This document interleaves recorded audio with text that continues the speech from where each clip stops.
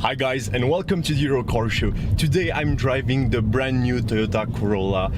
This is a comeback, and in the last decade it kinda disappeared from the European market. Well, not really. It used to be called the Auris, and it was an interesting car, let's say.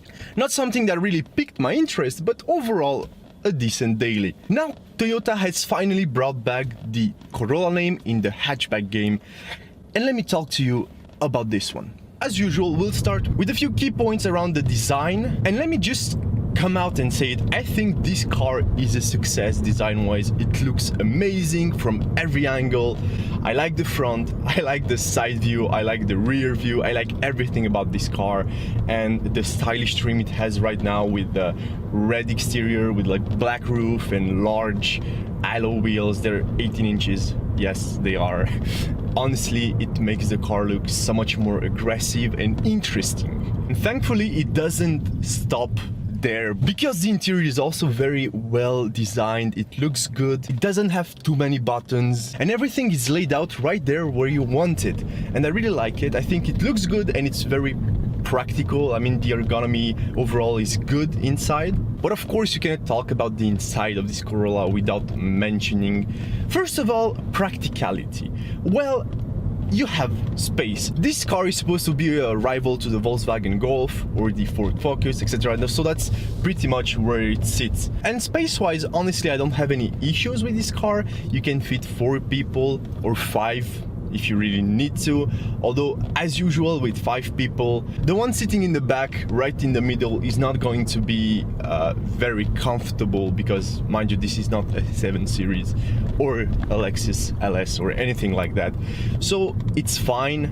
Maybe for really tall people it might be an issue with the sloping roof design, but in general I think you're gonna be okay. And since we're talking about space, you need to know that you have loads of storage spaces all over the car. Lastly, the trunk. The trunk, well, this is the 2-liter version, but we'll talk about that in a few minutes. So in the trunk, you lose some space because the battery has to be moved from the front, which is the engine compartment, to the rear of the car, which is, well, the trunk. So you do lose some cargo space, but overall, this is not bad at all. And if you decide to put the rear seats down, they lay perfectly flat, which is amazing if you need to load up larger stuff. That's really good. Now, technology wise, what happened with the Corolla? Well, like every new Toyota, this car gets lane assist and adaptive cruise control and those techie security features, collision prevention and all this stuff. Well, you get them as standard, which is very nice, but it does not stop there. On this particular model, you have some very nice leather seats. They're super comfortable.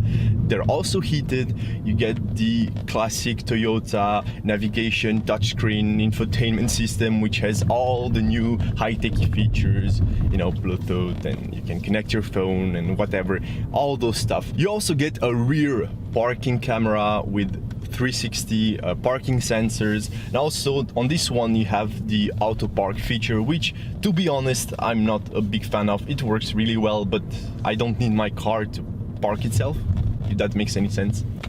I hope it does.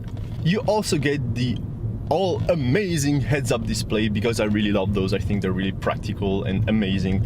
But yeah, and of course a digital display, and everything is well laid out. Everything's really easy to operate, and despite the infotainment system, which is, well, let's say it's laggy at times, this is not the best infotainment system. So overall, I'm really happy with the interior of this car. It feels really premium, and everything is, well, soft and nice, touchy, and the steering wheel is leather wrapped, and I really do love these features because they actually matter and they do improve the overall experience inside of the new Corolla. Now let's talk specs, or to be more official, specification. This particular Corolla has the new powertrain from Toyota, which I really like. This is the 2.0 petrol engine plus the hybrid assist, of course. You get the good old ECVT gearbox, and it works better and better. With every year I feel like these gearboxes are less laggy and noisy, and they get more, well, nice. So this car is making around 180 horses and around 200 Newton meters of torque. 0 to 100 kilometers per hour will take you less than 8 seconds, which is so impressive when you consider that the 1.8 liter engine, the old powertrain that you get in the Prius and cars like that, that would do around 11 seconds on the same car. So that's quite an improvement. But did it affect fuel economy?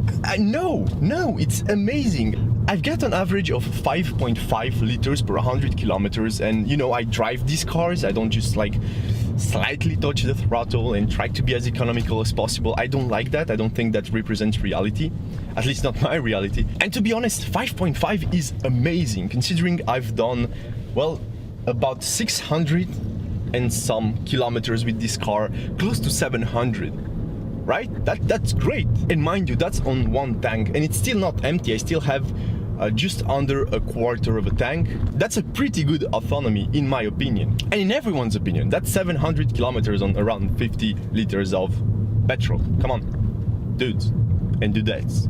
So now we know that the car is economical, it's well made, and overall, you might have guessed it, this is a pretty positive review because I really like this car. And I need to tell you that, well, from the driver's seat, I've enjoyed the car. I kind of put it to the test to see, well, does it actually handle?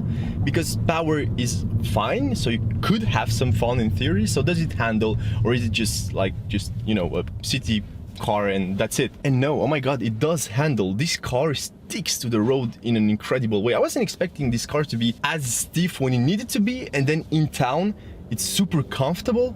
Like, I don't even feel the bumps and everything. It doesn't glide like a 7 Series and LS and so on. But still, it's a very, very comfortable car. Maybe is it because it's new, but it already has 6,000 kilometers. So it's not really brand new anymore. But still, I don't know, I really like it. I think it's a good compromise between sportiness, aggressive looks, and also like comfort and practicality and all those features. The only downside, if you could call it, it's that at high speeds you get some wind noise. It's not horrible, but if the road isn't too good, then it's getting way worse, and well, that's a downside, of course. But besides that, I have no complaints. I really love this car. I'm really thankful for well, Toyota for making it, because it's finally worthy of the name, of the brand.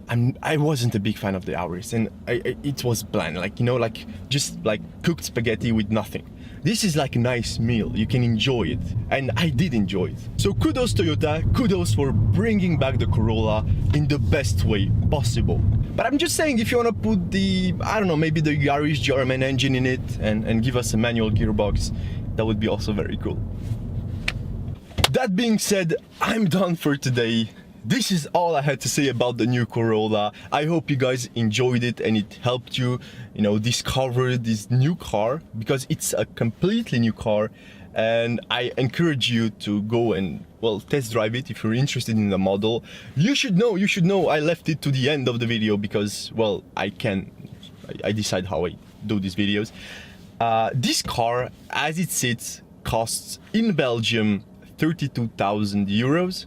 So that's a hefty pack of money. You know, it's not cheap, but it's not that expensive considering all the options you get in it. And I'm sure you can get a good deal. And I'm really sure you can get it for 30 or less. You know, 5-year warranty and all this stuff. Now that I've said all that, please don't forget to leave a big thumbs up, comment if you have any questions. I'll answer them. I always do. Maybe it will take, like, I don't know, an hour, 2 hours, 24 hours, but I'll always answer your comments. That's what I do. I like answering comments because that creates a certain exchange between you and I love it. And if you can afford the time, which is like 2 seconds, also consider subscribing to the channel. Help me get more cars, more viewers, grow bigger, and, you know, have fun and keep doing those reviews. Can we call them reviews? You tell me if I can call those reviews. And on these wise words, I'll leave you here. Bye.